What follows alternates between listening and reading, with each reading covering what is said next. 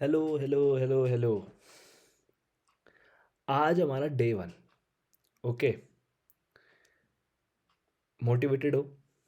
एक positive note से start करेंगे कि हाँ भाई डे वन है। एकदम तगड़े तरीके से फोड़ा फाड़ी करेंगे।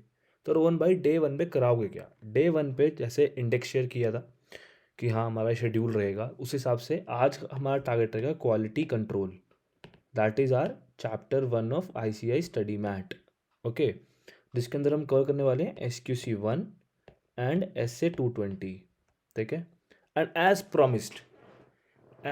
प्रॉमिस्ड हम पहले कॉन्सेप्ट करेंगे, फिर क्वेश्चंस करेंगे। ठीक है। तो अब आराम से बैठो और चीज़ें अलाइन करनी शुरू कर दो। ठीक है गाइस। हम्म। तो ये रही मेरी बुक। ओके। आराम से देखो इसको, आराम से तुम इसको पूरा एक एक नोट्स हमने कंपाइल करा है। और ये सब कुछ स्टडी मैट बेस्ड ही है। ठीक है। हमने स्टडी मैट पूरा कवर करा है। We haven't left anything. ठीक है, एक्सेप्ट हमने कुछ चीज़ें एलिमिनेट करी हैं जो मेरे पॉइंट ऑफ व्यू से रिक्वायर्ड नहीं थी। ठीक है, मतलब कवरेज तो पूरी है, मतलब जो तो रिपीटेटिव हो रहा है, फालतू के एग्जांपल्स बढ़ा रखे हैं, तो वो हमने अवॉइड करा है। ठीक है। आओ नाउ व्हाट नाउ। तो देखो भाई, SQC 1 सबसे पहले करेंगे कि SQC 1 का मतलब क्या था। SQC 1 का फुल फॉर्म क्या है भाई? बहुत सिंपल है। क्वालिटी कंट्रोल है किसके लिए? उन फर्म्स के लिए जो कि परफॉर्म करती हैं ऑडिट और रिव्यू करती हैं historical financial information and other assurance and related service of engagement. ठीक है भाई। इंट्रोडक्शन। आओ, ऑडिट क्वालिटी में होता क्या है? ऑडिट क्वालिटी सीधी सी बात है, इसके अंदर तुम्हें क्या करना पड़ेगा कि रिग्रस ऑडिट प्रोसेस लगते हैं बाय ऑडिटर से, और क्वालिटी कंट्रोल प्रोसीजर्स। देखो इसमें दो टर्मिनोलॉजी तुम्हें जो याद रखनी है, एक सेकंड में मैं इसको हटा देता हूँ। हम्म। इसके अंदर क्या क्या लगता है? इसके अंदर लगता है रिगरस ऑडिट प्रोसेस और क्वालिटी कंट्रोल प्रोसीजर्स, जो कि कंप्लाई करते हैं किसके साथ? Laws, regulations and applicable professional standards. क्यों? Because we are professionals. Okay. अब क्वालिटी कंट्रोल का देखो दो एसए, एक SQC 1, एक SA 220। SA 220 अभी पढ़ेंगे इसके बाद, पहले SQC 1 जो हम कर रहे हैं। ठीक है। बहुत लोग डिफरेंस भी नहीं बता पाते कि SQC 1 से 220 में डिफरेंस क्या है। कोई बात नहीं, यहाँ तुम्हें सब पता लगेगा। अब आओ, अब भाई इस एसए की पेटलाइन क्या है? पेटलाइन बहुत सिंपल है। पेटलाइन का मतलब क्या है कि यार SQC 1 में कोई क्वेश्चन आ जाए ना, मोस्ट ऑफ द क्वेश्चन में लाइन चिपक जाएगी तुम्हारी कि firm should establish policy and procedure design to provide reasonable assurance that firm and its personnel comply slash ensure. क्या इंश्योर करेंगे? एक्सेट्रा एक्सेट्रा जितने एलिमेंट्स हैं वो सब। ठीक है।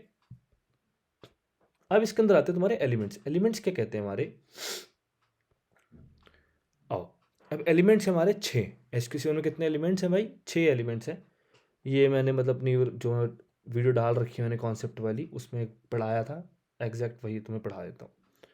तो इसका मुद्दा क्या था? देखो भाई सीधी सी बात है, छः एलिमेंट है। पहला एलिमेंट है कि leadership responsibilities for quality with in the firm. तो ये तुम्हारी दुकान दिख रही है स्क्रीन, ये तुम्हारी दुकान। ठीक है, फर्म है, उसके अंदर की लीडरशिप रिस्पॉन्सिबिलिटी। ठीक है। फिर एथिकल रिक्वायरमेंट्स, तो एक और दो तो अंदर की ही बात है कि हाँ भाई लीडरशिप रिस्पॉन्सिबिलिटीज और एथिकल रिक्वायरमेंट्स। इसके बाद अब दो चीज़ें हैं, दो तरह से इंट्रैक्शन होंगे। क्या? एक एम्प्लॉय का और एक क्लाइंट का। ठीक है। क्लाइंट का देगा पैसा, तो यहाँ पे क्या जाएगा भाई? कौन से कौन से क्लाइंट को एक्सेप्ट करना है, फर्दर कंटिन्यू करना है, या तो ठीक है, या तो नया है तो एक्सेप्ट करना है, पुराना है तो कंटिन्यू करना है। तो उसके ऊपर कुछ बातें हैं। देन कम्स द एम्प्लॉयज, तो HRs है तुम्हारे, ह्यूमन रिसोर्सेज। ओके। इसके बाद अब देखो, अब जब ये सब घमासान चलेगा तो ये क्या करेंगे? काम करेंगे। इसमें इस मॉडल पे क्या चलेगा? काम चलेगा। तो जो एंगेजमेंट चल रही है उसकी परफॉर्मेंस, उस पर कैसे क्वालिटी इंश्योर करोगे, and last but not least कि ओवरऑल मॉनिटरिंग। ठीक है। सबसे पहला एलिमेंट है leadership responsibility for quality with in the firm. तो इसमें क्या करना है? इसमें कुछ नहीं करना भाई, इसमें तुम्हें एस्टैब्लिश करने पॉलिसी एंड प्रोसीजर जो कि डिजाइन करते हैं promote an internal culture based on that quality is essential in performing engagements. ठीक है।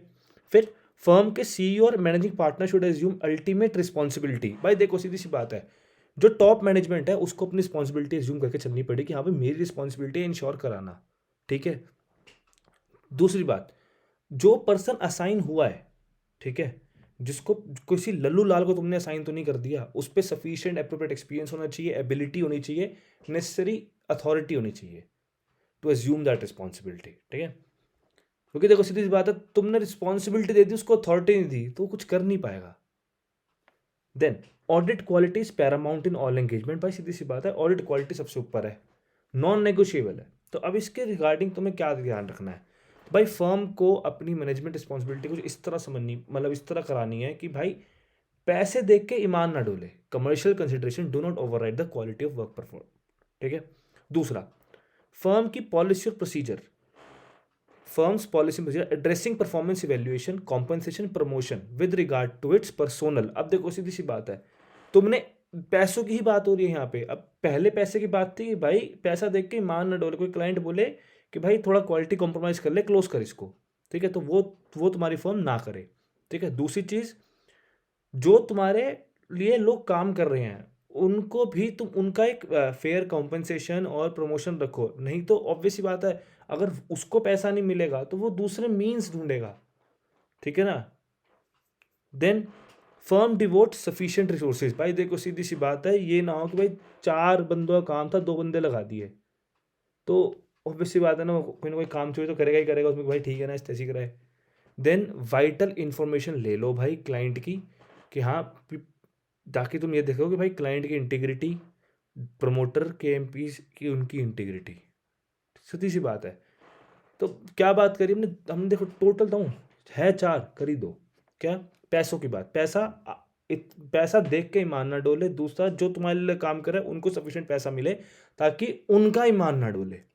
फिर आता तुम्हारा कि सफिशिएंट रिसोर्स लगा दे, और जो क्लाइंट, जिस क्लाइंट का तू काम करने जा रहा है उसका भाई चेक तो कर ले बैकग्राउंड कैसा है।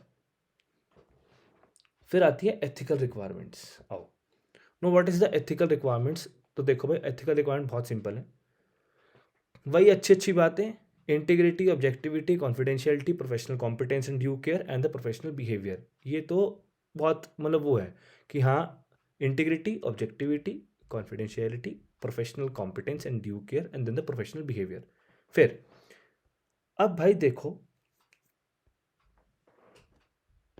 जो परफॉर्मेंस है, ठीक है, वो किससे किससे एम्फसाइज होगी। पहला, actions of leadership of firm.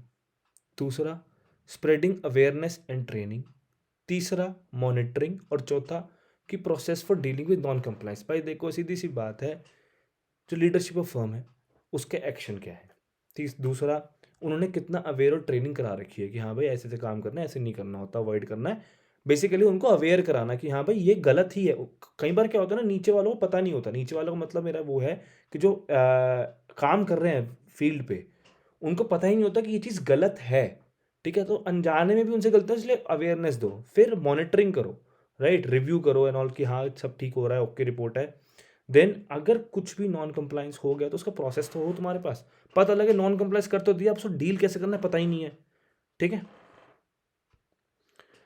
आओ, तो ये बेसिकली वो है कि भाई ये फंडामेंटल प्रिंसिपल्स हैं हमारे, कि फंडामेंटल प्रिंसिपल्स किससे एम्फसाइज होते हैं। तो फंडामेंटल प्रिंसिपल मेरे यही हैं, IOC, integrity, objectivity, confidentiality, professional competence and due care and the professional behaviour.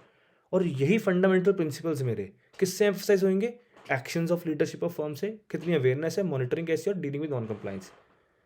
अब ऑब्जर्वेंस ऑफ इंडिपेंडेंस, तो यहाँ पे सबसे पहले अपनी पेटलाइन चिपका देना, ठीक है। पेटलाइन क्या थी, ये बार याद करो, आ रहा है याद, नहीं आ रहा तो दिखाता हूँ। Firm should establish policy and procedure designed to provide reasonable assurance that firm and its personnel comply, ensure, etc., etc. ठीक है। Ensure such policy and procedures enable firm to क्या, to communicate its independence requirement to its personnel, identify and evaluate circumstances and relationships that create threats to independence, and to take appropriate actions to eliminate those threats or reduce them to an acceptable level by applying safeguard और if appropriate withdraw from engagement. क्या बोल गए भाई, तो ज़्यादा बोल गए कुछ। देखो सीधी सी बात है, तुम्हें क्या करना है, तुम्हें कम्युनिकेट करना है कि भाई ये मेरी इंडिपेंडेंस रिक्वायरमेंट है हर किसी बंदे को, ठीक है। दूसरा, फिर आइडेंटिफाई कर और इवेल्युएट कर कि भाई जो सर्कमस्टांस बन गए या जो रिलेशनशिप ऐसे निकल के आ गई, हाँ भाई इस इंडिपेंडेंस हर्ट हो रही है, तो एप्रोप्रिएट एक्शन ले, या तो उस बंदे को उस एंगेजमेंट से हटा, ठीक है। और अगर कुछ नहीं कर सकता, मतलब समझ आ गया भाई कुछ हो ही नहीं सकता, तो भाई विड्रॉ कर दे, हाथ जोड़ दे, नहीं करना। एटलीस्ट एटलीस्ट ये मिनिमम रिक्वायरमेंट है। एनुअली फर्म, ये एमसीक्यू के लिए याद रख लेना, annually firm should obtain written confirmation stating compliance with procedure of independence. Okay, फिर से वही पेटलाइन चिपका देना। अब देखो, अब फेटलाइन ओके रिपोर्ट है, ठीक है, फर्म शुड एस्टैब्लिश, ठीक है, in determining appropriate criteria the firm consider such matter as क्या, the nature of engagement including the extent to which it involves matter of public interest. दूसरा, length of service of senior personnel on engagement. क्या बोला, क्या बोल गए, क्या बोल गए, क्या बोल गए? इन डिटरमाइनिंग एप्रोप्रिएट क्राइटेरिया, अब तुम्हें कुछ डिटरमाइन करना है, एप्रोप्रिएट क्राइटेरिया डिटरमाइन करना है। तो फर्म कंसीडर क्या क्या क्या मैटर कंसीडर करेगी, किसकी किसकी क्राइटेरिया की बात हो रही है यहाँ पे? यही प्रॉब्लम है, तुम्हें पता ही नहीं होता टॉपिक चल कहाँ रहा है।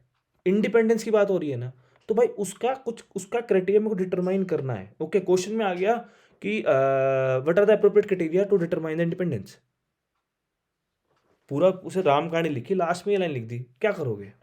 तो फर्म को क्या कंसीडर करने पड़ेंगे मैटर्स, तो वो ये है क्या, nature of engagement including the extent to which it involves a matter of public interest, उसमें कितना पब्लिक इंटरेस्ट है, ठीक है, मतलब कितने ज़्यादा, मतलब basically public expose company, stakeholders public है, जनरल पब्लिक है।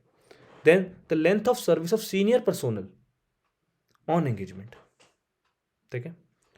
देन अब इसके बाद क्या होता है भाई, जो एंगेजमेंट पार्टनर है ना उसको रोटेट करते रहो after pre defined period, normally not more than 7 year, मतलब 7 साल ज़्यादा काम ना करे वो, एक्सेप्ट इन केस, भाई देखो सीधी सी बात है, अगर सोल प्रैक्टिशनर है तो उस पर तो ऑप्शन ही नहीं है, तो उसका केस छोड़ देते हैं। वैसे नॉर्मली ईपी जो है 7 साल से ऊपर नहीं होना चाहिए, ये हमारे SQC1 की रिक्वायरमेंट है, ठीक है। अब इनसे होता क्या, इनसे सिंपल सी बात है, फैमिलियरिटी थ्रेट होता है।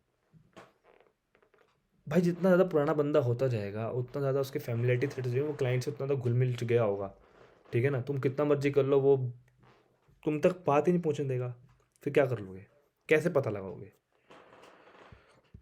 देन अब आता है acceptance and continuance of client relationships and specific engagement, यहां से आता है पैसा, ठीक है, ओके।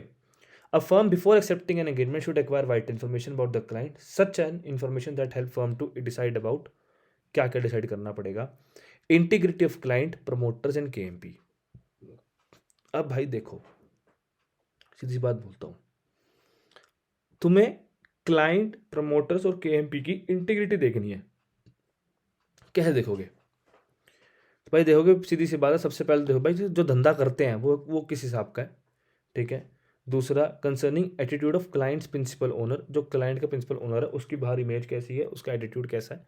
देन क्लाइंट अगर एग्रेसिवली फोकस है किसमें, कि maintain the firm fee as low as possible, तो दिक्कत है। फिर then inappropriate scope limitation, reason of, क्योंकि यहाँ पे पता है क्या होता है, मैं तुम बताता हूँ, जो फर्म फी अगर एज लो एज पॉसिबल उसका ध्यान है ना अगर, तो वो ऑब्वियस सी बात है कि वो फिर क्वालिटी पे कॉम्प्रोमाइज़ करा पाएगा, ठीक है ना। कि वो बोले भाई अगर उसने कॉस्ट कम कर दी, तो ऑडिटर के पास भी एक लिमिटेशन होती है ना, कि भाई पैसे भी, कॉस्ट बेनिफिट भी है, सब कुछ है, तो वो वहाँ पे उसकी उसकी नीयत भी डोलेगी, सब कुछ होगा, भाई मैं इतने एफर्ट लगाऊं क्यों जब इतना मेरे को मिलना ही नहीं, कि जो मेरा बेसिक कॉस्ट है वो ही नहीं कवर कर पा रहा, मैं लॉस में चला रहा हूँ ये क्लाइंट को, तो ऑब्वियस बात है उसका माइंडसेट भी बन जाएगा।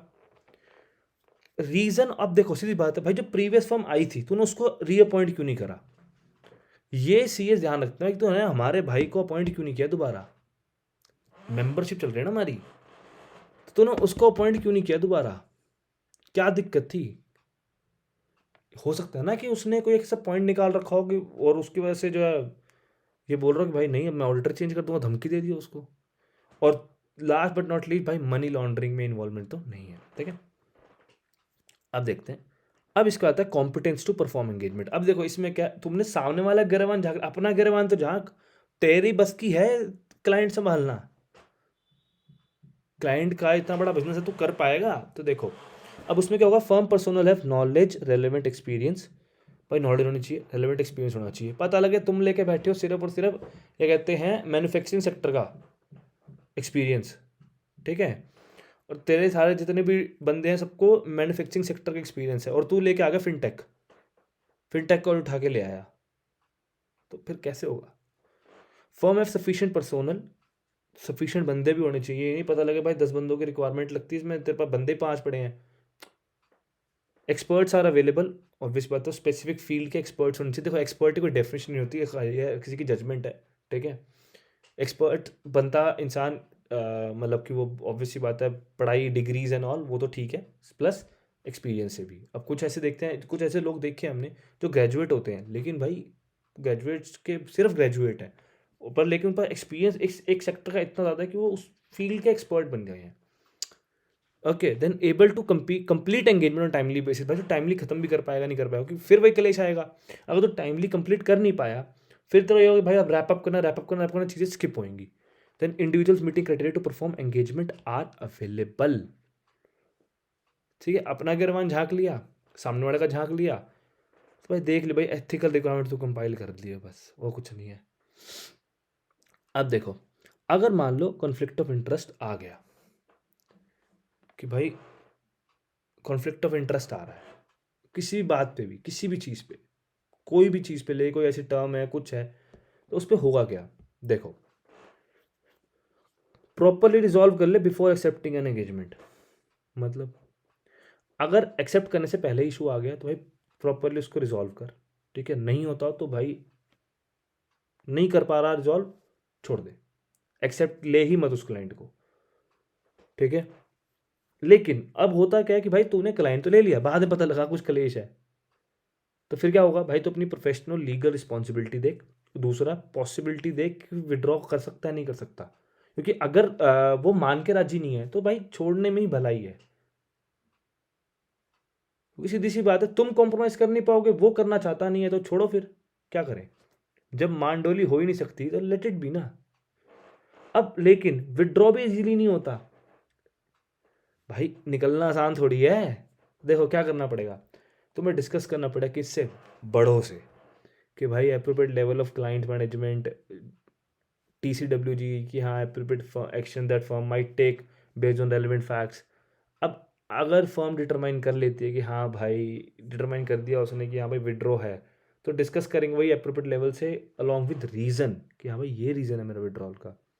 फिर कंसीडर करना है whether there is professional regulatory और legal requirement for firm to remain in place और for the firm to report withdrawal from engagement और बोथ। ठीक है, बट हाँ रीज़न ज़रूर देना है, ठीक है। फिर डॉक्यूमेंट कर ले significant issue, consultations, conclusion and bases for conclusion, खत्म। ओके बॉस, फिर आ गए ह्यूमन रिसोर्स पे। फिर वही पेटलाइन चिपकेगी हमारी, firm should establish policy procedures, एड़ा पट्टी, ठीक है। सच पोजीशन शुड एड्रेस, क्या एड्रेस करेंगे, क्या relevant HR issues, human resource के issue including recruitment, compensation, training, development, performance valuation etcetera, ठीक है। अब एम्फोसाइज किस पे करना है, एम्फोस तुम्हें इस चीज पे करना है कि उसकी प्रोफेशनल डेवलपमेंट होती रहे लगातार। Now firm should establish policy and procedure requiring क्या, identity and role of engagement partner. वो तुमने कम्युनिकेट कर दी क्लाइंट के की मेंबर, दोस्त चाबी गवर्नेंस को, ये ना हो काम करने गया है वो, क्या कहते हैं ऑडिट, और वो कह रहा है भाई तू ये भी कर दे, ये भी कर दे, ये भी कर दे, तो प्रॉपर उसका आइडेंटिटी और उसका रोल, भाई इसका ये काम रहेगा, प्रॉपर बता दो। दूसरा, engagement partner's appropriate capability, competence, authority and time to perform the role, ठीक है। देन रिस्पॉन्सिबिलिटी ऑफ EP क्या होगी, EP की बहुत सिंपल रिस्पॉन्सिबिलिटी कि वो जो है वो क्लियरली डिफाइंड होनी चाहिए और कम्युनिकेटेड टू दैट पार्टनर भी होना चाहिए, ठीक है गाइज। इसके बाद आता है तुम्हारा एंगेजमेंट परफॉर्मेंस।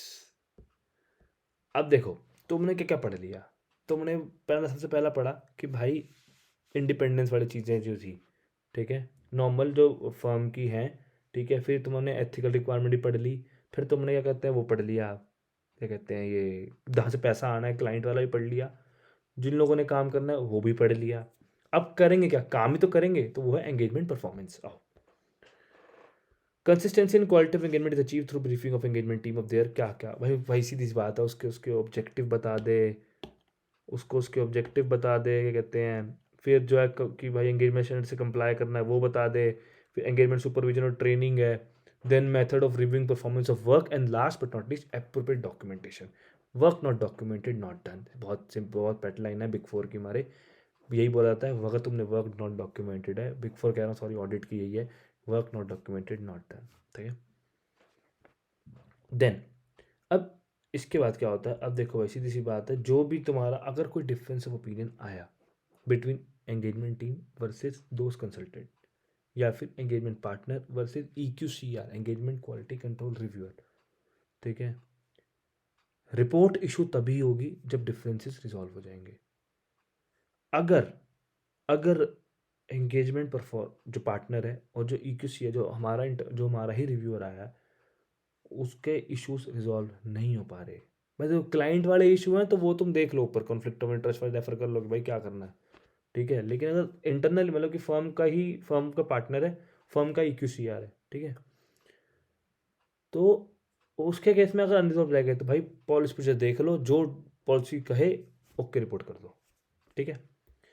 अब एंगेजमेंट डॉक्यूमेंटेशन करनी कब होती है, MCQ को लिए याद रखना, within 60 days after date of auditor's report. ये ध्यान रखना, विद इन 60 डेज सबको याद रहता है, but after what date, after auditor report. ठीक है। Policy and procedure document of EQ should require documentation that, भाई देखो अब डॉक्यूमेंटेशन के ऊपर तो कुछ पॉलिसी हो सकती है, वो क्या है, procedures required by firms policy and EQCR have been performed. EQCR completed before report is issued, or reviewer is not aware of any unresolved matter that may cause to reach conclusion that the conclusion by team were not appropriate। मतलब basically कि भाई reviewer को तुमने सब बता दिया, कोई ऐसा फैक्ट नहीं था, तो ये तुम्हारा डॉक्यूमेंटेशन का पार्ट होना चाहिए। ठीक है। अरे रोहन भाई EQCR होता क्या है ये? बेसिकली एक रिव्यू है। ठीक है। ओके, ये रिव्यू होता है कि पार्टनर ने जो काम करा, एंगेजमेंट पार्टनर ने काम किया, उसका काम रिव्यू करेगा। कौन करेगा? Quality control reviewer. ठीक है। ये मैंडेटरी होता है किसमें, जो लिस्टेड एंटिटीज़ के फाइनेंशियल स्टेटमेंट्स का ऑडिट करते हैं, उन वाले एंगेजमेंट्स में मैंडेटरी होता है। ठीक है। अब इसमें क्या क्या वो रिव्यू करने वाला है, भाई देख सीधी सी बात है, इसमें ना वो पूरी शुरुआत से लेकर अंत तक सब रिव्यू करेगा, सब कुछ। सबसे पहला भाई तूने क्या जजमेंट ली, दूसरा तेरी फर्म की जो इंडिपेंडेंस की थी वो तूने रिक्वायरमेंट पूरी कर ली, रिस्क तेरे को जो आइडेंटिफाई हुए तूने उस रिस्क आइडेंटिफाई के बाद तूने क्या जजमेंट पे ली। ठीक है। फिर क्या अप्रोप्रिएट कंसल्टेशन तूने ली थी। ठीक है। फिर significance and disposition of corrected and uncorrected misstatement identified during the engagement, भाई क्या क्या सिग्निफिकेंस था उनका, तूने कितनी ड्रॉप करी, क्यों करी, किस लिए करी, वो सब दिखेगा, सब। न मैटर्स टू बी कम्युनिकेटेड, वो जो है वो सच एज रेगुलेटरी बॉडी, उनको कम्युनिकेट करा नहीं करा। Then working paper selected for review reflect, जो भी तूने वर्किंग पेपर बनाए हैं और जो तूने काम करा है वो आपस में अलाइन है या नहीं है, पता लगे वर्किंग पेपर कह रहे हैं कुछ, रिपोर्ट कर दिया कुछ, और जो रिपोर्ट तू इशू करने वाला है वो अप्रोप्रिएट है भी या नहीं है, खत्म। ठीक है। Then comes this sixth element. Sixth element is nothing, it's just a monitoring. Monitoring क्या कहता है भाई, देखो सीधी सी बात है, मॉनिटरिंग करनी है तो तुम्हें ये फैक्टर्स कंसीडर करने पड़ेंगे कि क्या क्या, deciding whether quality control system is appropriately designed and effectively implemented, सबसे पहला। दूसरा, एग्जामिन करना है whether new developments in professional standards legal requirement वो भी तुमने पॉलिसी में तुम्हारा रिफ्लेक्ट हो रहे हैं नहीं हो रही। अब ये हो क्या रहा है भाई, देखो ये ना पता क्या है, ये क्वालिटी कंट्रोल का जो पूरा प्रोसेस तुमने बनाया ना उसकी मॉनिटरिंग हो रही है, अभी एंगेजमेंट की मॉनिटरिंग नहीं हो रही। ठीक है। अब conducting monitoring by interesting responsibility of monitoring process to a partner और other person with sufficient appropriate experience by and authority in firm. Dealing with complaints and allegations, भाई इसके ऊपर भी बात करूंगा मैं, कंप्लेंट्स और एलिगेशन जो फर्म के अगेंस्ट आई उसका डीलिंग का प्रोसेस क्या है, उसके लिए भी अभी एक है, बात करते हैं अभी। फिर रेमेडियल एक्शन लिया, जिसने कंप्लाई नहीं किया उसके अगेंस्ट तुमने रेमेडियल एक्शन लिया। बस देखो एक स्टोरी चल रही है ये, अब तुम मैं मतलब एक बात समझो, हर चीज़ से कीवर्ड कीवर्ड कीवर्ड करते रहोगे ना तुम मर जाओगे, खत्म नहीं होने वाला है। लेकिन ये फिर घमासान, जब तक तुम्हें क्लैरिटी ये नहीं आई ना कि ये ऐसे घूम क्यों रहा है, कहाँ घूम रहा है। अब मॉनिटरिंग आधे लोग ये मानते हैं मॉनिटरिंग का मतलब है भाई वो एंगेजमेंट की मॉनिटरिंग हो रही है। अरे नहीं भाई, जो क्वालिटी का प्रोसेस तूने बना रखा है, पूरा एक ढांचा बना रखा है, उसकी मॉनिटरिंग की बात कर रहा है। तभी तो देखो ये बात आई कि भाई जिस बंदे ने क्वालिटी से कंप्लाई नहीं करा उसके लिए एक्शन क्या लेगा। ठीक है। और फिर एक्शन लेने के अगर डेफिशिएंसीज हैं, डेफिशिएंसी जो है जो डिज़ाइन ऑपरेशन में फर्म की क्वालिटी प्रोडक्शन में डिटरमाइन हुए, काम खत्म। ठीक है। अब बात थी भाई कंप्लेंट और एलिगेशन डीलिंग, इसका एक क्वेश्चन आया था, ठीक है, तो उसके पहले बात कर लेते हैं। अब कंप्लेंट एलिगेशन पे कुछ चीज़ें उसमें मेंशन करी गई थी, क्या क्या, कि भाई कंप्लेंट और एलिगेशन ना देखो कहाँ से आ सकती है, बाहर से भी आ सकती है, अंदर से भी आ सकती है। कोई बंदा कर सकता है भाई इसने क्वालिटी कंप्लाई नहीं करी, ठीक है, या कोई बाहर से कौन कंप्लेंट क्लाइंट करेगा कि हाँ भाई मेरे क्वालिटी कंट्रोल नहीं हुई, या फिर जो दूसरे उसके रिव्यूअर ऑडिटर्स हैं वो करेंगे। फर्म को एस्टेब्लिश करना पड़ेगा क्लियरली डिफाइंड चैनल, कि भाई अगर कोई कंसर्न है तो उसको रेज तो करना पड़ेगा ना फर्म पर्सोनल के लिए, ठीक है ना। ऑब्वियस बात है, बाहर वालों की तो सीधी सी बात है, तो मेल ड्रॉप कर सकते हैं कॉर्पोरेट आईडीज पे, या फिर जो है they can directly contact with the partner, emails and मतलब anything, a formal notice can also be there. Firm investigate करेगा, वो फर्म को इन्वेस्टिगेट करना कंप्लेंट और एलिगेशन, और अगर रिजल्ट ऑफ इन्वेस्टिगेशन की वजह से पता लगता है कि भाई कोई डेफिशिएंसी है, तो भाई ऑब्वियस बात है एप्रोप्रिएट एक्शन ले ले, क्या और क्या करोगे, काम खत्म हो गया, ठीक है ना भाई। यहाँ पे तुम्हारा SQC1 की रिवीजन होती है डानामारी, ठीक है। अब लगे हाथ ऐसा करते हैं, ऐसे 220 भी देख लेते हैं, फिर क्वेश्चंस पे चलते हैं, ठीक है। टेंशन मतलब तुम्हारे भाई ने क्वेश्चन सारे डन डन डन कर रखे हैं, ऐसा कोई दिक्कत नहीं है, सब डन है। आओ ऐसे 220, अब ऐसे 220 में और SQC1 में फ़र्क क्या है, ये मैं लिख के दे रहा हूँ, आधों को पता ही नहीं है, पता ही नहीं है, क्लैरिटी ही नहीं है, समझ नहीं आता ऐसे 220 कहाँ बात करना है और SQC1 कहाँ बात करनी है। आओ मैं कराता हूँ, देखो यार ऐसे 220 बहुत बेसिक है, वो क्या है, वो उसके इसका मतलब क्या था, देखो दिखाता हूँ तुमको, जरा इनका नाम पढ़ो। पहली बात ये क्या है, ये इसका बच्चा है, ठीक है ना, ये बच्चा है इसका, ठीक है, छोटा सा पार्ट है किसके लिए, कि भाई 220 इज रेलेवेंट, मतलब वो बात करता है भाई जो ऑडिट कर रहे हैं उस पर क्वालिटी कंट्रोल लगाना है। ये क्या कह रहा है, ये पूरे फर्म की बात करता है, पूरे फर्म का प्रोसेस ढांचा सब कुछ, ये बात करता है स्पेसिफिक ऑडिट को लेके, स्पेसिफिक एंगेजमेंट को लेके, ठीक है। आओ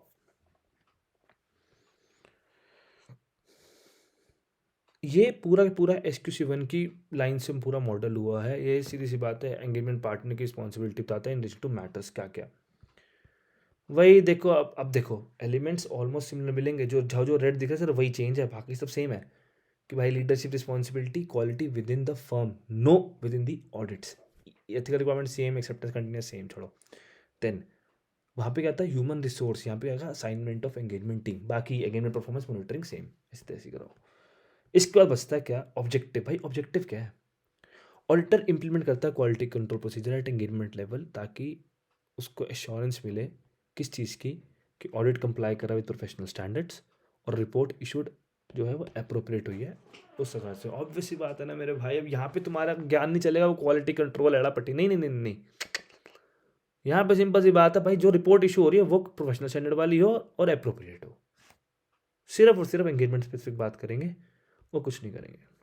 आओ अब ये लीडरशिप रिस्पॉन्सिबिलिटी किसकी है, सीनियर मैनेजमेंट की नहीं, एंगेजमेंट पार्टनर की। भाई यहाँ पे स्पेसिफिक मैं बोल रहा हूँ ना, ये स्पेसिफिक एंगेजमेंट रिलेटेड है, तो ये क्या होगा, एंगेजमेंट पार्टनर की बात कर रहा है क्या। एंगेजमेंट पार्टनर रिस्पॉन्सिबिलिटी लेगा for overall quality on each audit, emphasis on क्या, performing work that complies with professional standards and regulatory and legal requirements, complying with firm's quality control policies and procedures as applicable. तीसरा, issuing auditor report that are appropriate in circumstances, और engagement team ability to raise concern without any fear और reprisal. भाई देखो मिलता जुलता लग रहा है ना, लेकिन यहाँ पे क्या, यहाँ पे स्कोप छोटा है क्या, भाई काम वही करना है जो रेगुलेटरी रूल्स से कंप्लाई करे। दूसरा, क्वालिटी कंट्रोल पॉलिसी है उससे कंप्लाई करे। तीसरा, ऑडिट रिपोर्ट ऐसी इशू कर दे जो अप्रोप्रिएट हो, और भाई विदाउट डर वो जो है अपना रेज कंसर्न कर सके। हाँ, fact that quality is essential in performing audit engagements, वो तो ठीक है भाई।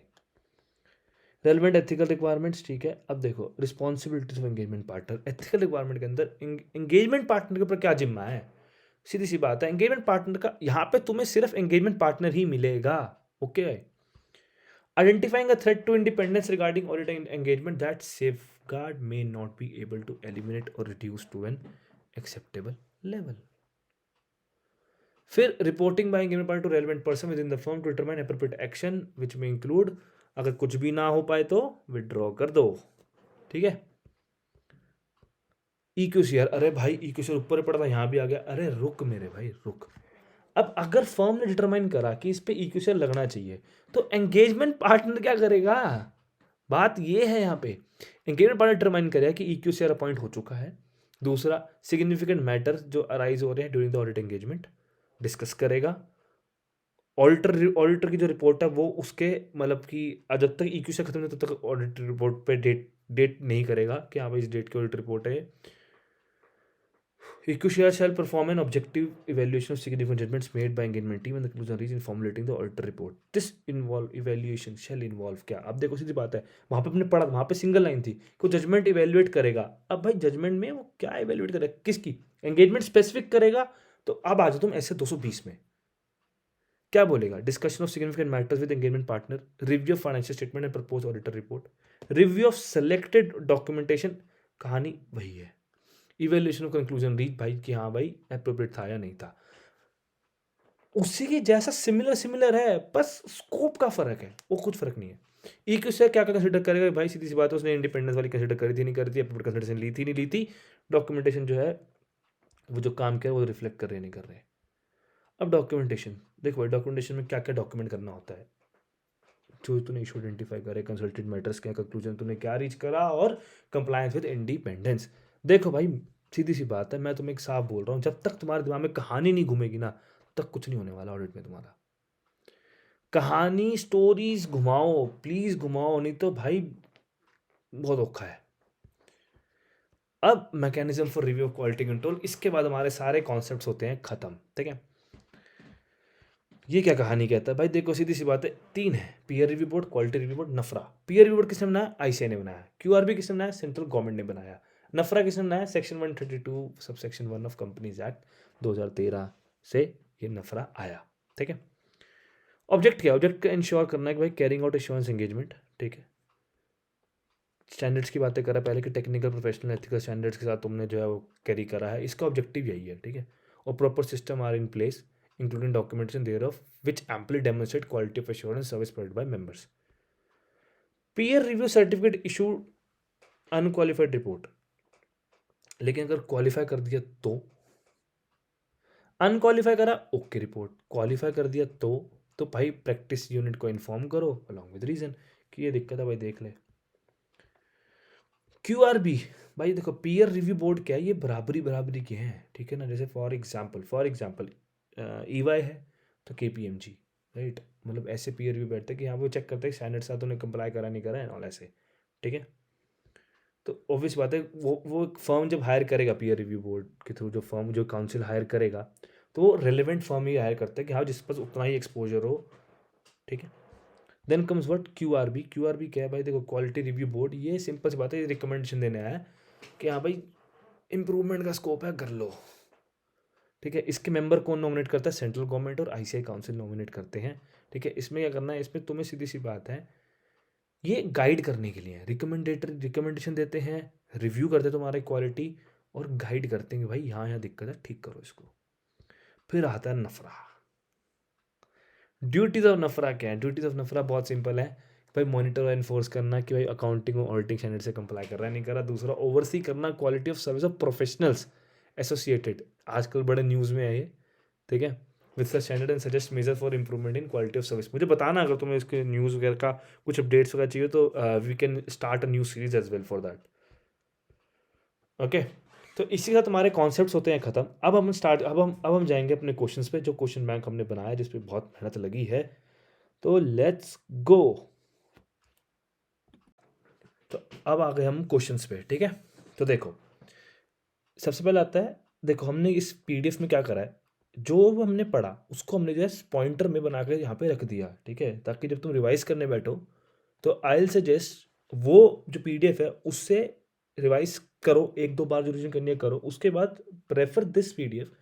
यहाँ पे तुमने क्या क्या पढ़ा था, क्या क्या याद था, क्या नहीं था, इसके आगे लिखना शुरू करो, ठीक है।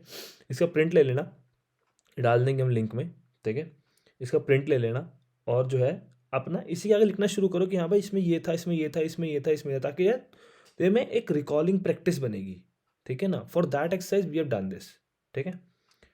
अब भाई आओ क्वेश्चंस क्वेश्चंस क्वेश्चंस कराओ रोहन भाई, क्वेश्चंस कराओ। तो देखो भाई पहला क्वेश्चन ही है इंटीग्रिटी ऑफ क्लाइंट के ऊपर। देखो पहले तुम्हें पूरी कहानी पढ़ाता हूँ, तुम्हें क्वेश्चन पढ़ना कैसे है। BSS एसोसिएट पार्टनरशिप फर्म है चार्टर्ड अकाउंटेंट का, which was establish 5 years back, 5 साल पहले एस्टेब्लिश हुई थी। Firm was offering only advisory services at the beginning, however after audit rotation and advent of GST, firm sees lot of potential in these areas and started looking for opportunities in these areas also. These services being assurance in nature, the firm required some internal restructuring and set up some policies and procedures for compliance year on year. ठीक है, कहानी घूम रही है। Firm started getting new clients, अब समझते हैं ना चीज को, for these new services and is now looking to obtain such information as is considered necessary in the circumstances. अच्छा देखो, सबसे पहली चीज ये पढ़ लेना, कई बार क्या होगा ऐसे मोस्टली क्वेश्चन में क्या होगा, तुम्हें नीचे दिख जाएगा कि किससे लिंक है, तो तुम्हें पहले ही उसके इर्द गिर्द ही दिमाग लगाना है, ठीक है। ना लिखा हो तो अलग चीज़ है, तो पढ़ना पड़ेगा पूरा, ठीक है। पर तुम्हारा एक माइंड में सेट आ जाएगा कि हाँ भाई इसके इर्द गिर्द ही सोचना है। अब जैसे यहाँ पे बात हुई firm started getting new clients, तुम्हें क्लिक कर जाना चाहिए कि हाँ भाई ये एक्सेप्टेंस एंड कंटिन्यूस से लिंक होगा कुछ ना कुछ, देखते हैं। To obtain such information, as it considered necessary in the service before accepting an engagement with a new client. When deciding whether to continue an existing engagement and when considering acceptance of new engagement with an existing client. ठीक है? Where issues have been identified and the firm decided to accept or continue client relationship or a specific engagement, it has been setting up a process to document how the issues were resolved. Firm is now looking to work with only select clients which are in line with the policies of the firm. The firm understands the extent the knowledge it will have regarding the integrity of client will grow within the context of an ongoing relationship with client. अब उसको selected client साथ ही काम करना है जो कि मेरी policy पे जैसे अलाइन कर जाए। अब with regard to integrity, you are requested to give some example of the matters to be considered by the firm as per the requirement of SQC1. अगला वाला भी सिमिलर क्वेश्चन है और है, तो देख लेना, ठीक है। इतना टाइम वेस्ट नहीं करते हैं इनके ऊपर।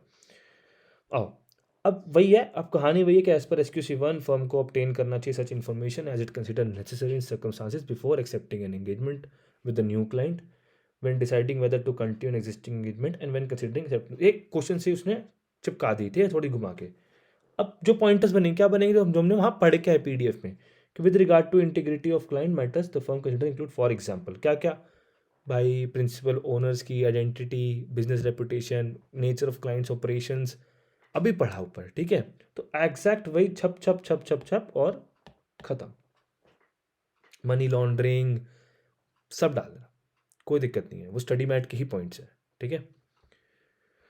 अगला क्वेश्चन कहता है HK एंड कंपनी CA है chartered accountants have been auditors of SAT limited for the last 8 years। अच्छा आप देखो 8 फाइनेंशियल ईयर्स पढ़ के तुम्हें एक चीज याद आ रही है, पहले तो ये देख लो स्टैंडर्ड ऑन क्वालिटी कंट्रोल, ठीक है। तो SQC1 ही अपना तो, ठीक है।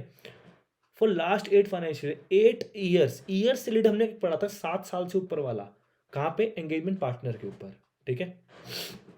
दिमाग में वो क्लिक होना चाहिए अब, ठीक है, तो ही तुम जो है पेपर में फट फट फट फट रिस्पॉन्स करके लिख पाओगे और क्वेश्चंस लेके आ पाओगे। CH has been handling the audit assignment very well, हमें पता है। Audit work of CH and her team is reviewed by senior partner CA, okay के to assure that audit is performed in accordance with professional standards and regulatory and legal requirement. अब CA के out of India था personal reason की वजह से, so this year CAG has been asked to review the audit work. In your opinion CAG को क्या consider करना चाहिए, list any 4 areas and also comment weather firm is complying with SQC और not. भाई देखो 7 साल वाली बात है तो उसको पहले तो इंडिपेंडेंस तो देखनी ही चाहिए। आओ अब आंसर पढ़ते हैं। पहले तो देखो सीधी सी बात है भाई, वही जो तुम SQC1 में EQ शेयर करता है उठा कर चेप देना कि ले भाई ये सिग्निफिकेंट मैटर रेड़ा पट्टी ब्रांड धमाका, ठीक है। अब तुमने क्राइटेरिया बनाया, सब कुछ बनाया, लेकिन यहाँ पे सबसे बड़ा थ्रेट क्या है, जो मेन इस आंसर का जो मेन है वो है फैमिलियरिटी थ्रेट।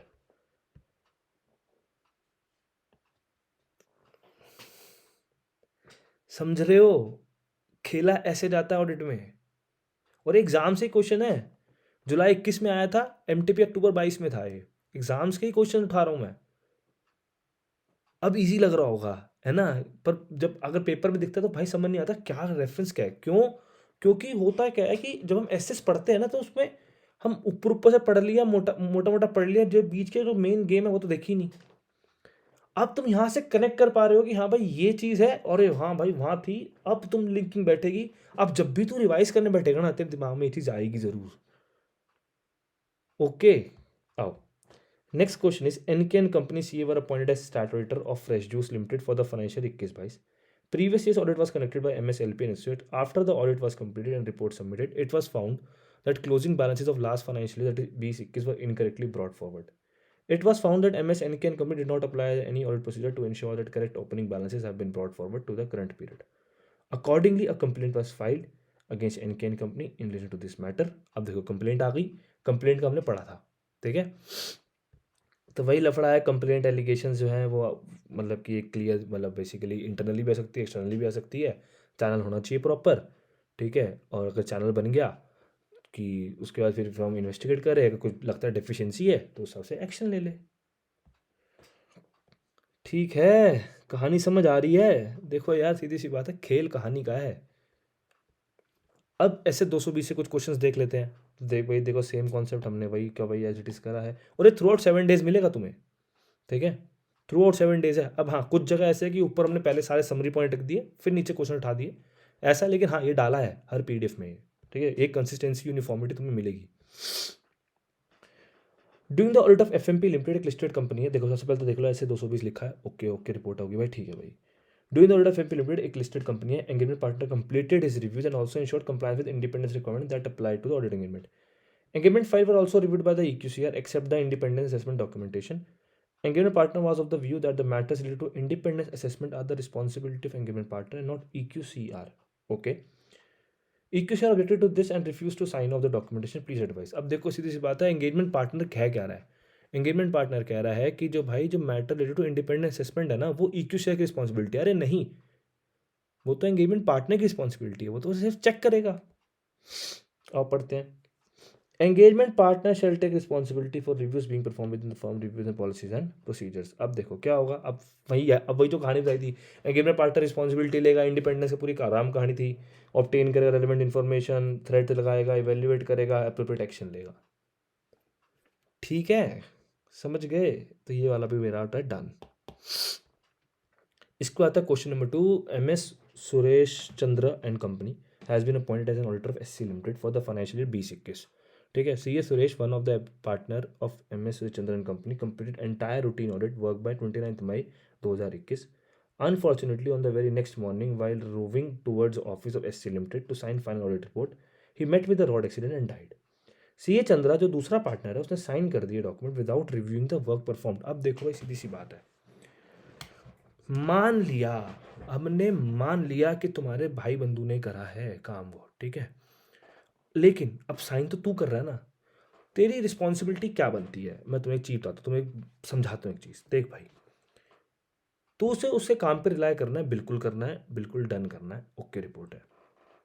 लेकिन भाई अगर तेरे पास कोई रीज़न टू बिलीव है, अगर तू ये प्रूव कर सकता है कि मेरे को कोई रीज़न टू बिलीव नहीं था, सब कुछ भी नहीं था, तो इसलिए मैंने साइन कर दिया, दैट इट्स फाइन। बट अगर तेरे पास रीज़न टू बिलीव था या कुछ भी ऐसी चीज़ थी कि हाँ भाई मुझे इसका काम रिव्यू करना चाहिए था, एक हद तक तो देखना चाहिए था, बिकॉज साइन अब मैं कर रहा हूँ, ठीक है, तो अपना कंफर्ट तो लेगा। ये तो मतलब हो गया कि बस सिर्फ साइन करके दे दिए, चलो हटाओ।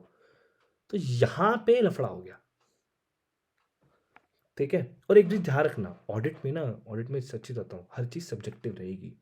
हाँ ना कुछ नहीं बोल सकता कोई, सब कुछ सब्जेक्टिव है। कि भाई अगर तुझे ऐसा लगता तो तू कर ले, ठीक है। सब कुछ सब्जेक्टिव है ऑडिट में, इतना भाई देखो सीधी सी बात है, कोई एक ही चीज़ को ऑडिट करना है, कोई एक बंदा करेगा, दूसरा बंदा करेगा, ऑब्वियस सी बात है। दोनों की जो कॉमन पॉइंट्स है वो तो छोड़ दो, बट जो जो देखने का नज़रिया दोनों का अलग अलग होगा, ठीक है। तो उसके अकॉर्डिंग्स में देखते हैं, ठीक है। Now may apply the review procedure such as the work has been performed in accordance with professional standards, this ठीक है, बिल्कुल सही बात है। प्रोफेशनल स्टैंडर्ड्स के अकॉर्डिंग में काम हुआ नहीं हुआ वो तो समझ गए ना अब हम, ठीक है। Work perform support the conclusion reach and is appropriate document, वो पूरी राम कहानी गा दी इसने कि भाई काम जो है लीगल रेगुलेटरी फ्रेमवर्क के हिसाब से हुआ, जो काम किया वो डॉक्यूमेंट हुआ, जो वर्किंग पेपर है वो अलाइन हो रहे हैं नहीं हो रहे, और जो ओपिनियन, जो फाइनल ओपिनियन है वो सफिशिएंट है या नहीं है। Further, one of the basic principle which govern the auditor professional responsibility, so when the auditor delegates work to assistant use work for, he will continue to be responsible for the forming and expressing his opinion on financial information. However, he will be entitled, अब देखो ये है main cheese, he will be entitled to rely on work performed by others provided he exercises adequate skills and is not aware of any reason to believe that he should not have so relied. ये fundamental principle जो हमारा code of ethics कहते हैं, ठीक है. तो however should auditor should carefully direct, supervise and review work delegated. He should obtain reasonable assurance that work performed by other auditors, experts and assistants is adequate for his purpose. अब देखो सीधी सी बात है, काम उस बंदे ने तो नहीं किया, उस बंदे ने भी आगे डेलीगेट करके करवाया होगा, ठीक है. पार्टनर था वो, उसने भी आगे डेलीगेट करके करवाया होगा, ठीक है. अब वो मर गया, अब जो दूसरे बंदे ने काम किया उस पर तो चेक करेगा ना भाई तू. अब देखो, in the given case all auditing procedures before moment of signing final report have been performed by C. Suresh. However, the report could not be signed by him due to his unfortunate death. Later on, C. Chandra signed the document relying on the work performed by C. Suresh. Here, C. Chandra is allowed to sign the report, though will be responsible for expressing the opinion. He may rely on the work performed provided he further exercise adequate skill, due care and review the work performed by him. ठीक है.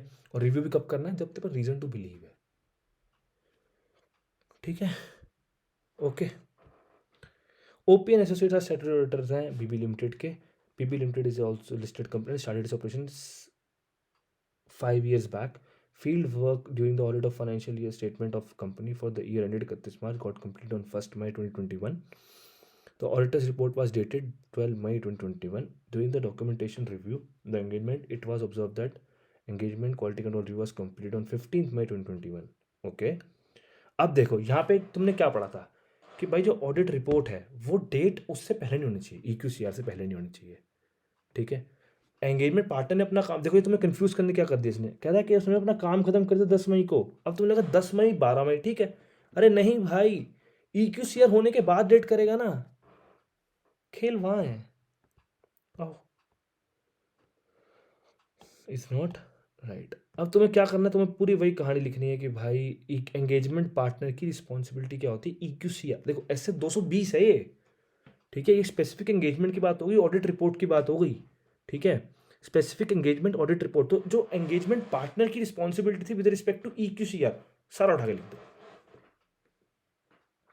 समझ आ गई. अब क्योंकि audit report है तो obviously बात है भाई SS 700 भी आएगा, जिक्र तो करना ही पड़ेगा कि भाई date on which auditor has obtained sufficient proof. अब देखो मैं तुम्हें एक चीज़ बताता हूँ, इसने क्या करा, इसने जो है सीधी सी बात है 700 कहता है कि हाँ भाई जब तूने काम खत्म कर लिया उसके बाद तेरे ऑडिट रिपोर्ट होनी चाहिए, बिल्कुल होनी चाहिए. लेकिन लिस्टेड के में तो मैंडेटरी था ना EQCR होना, EQCR होने के बाद तो करेगा ना भाई.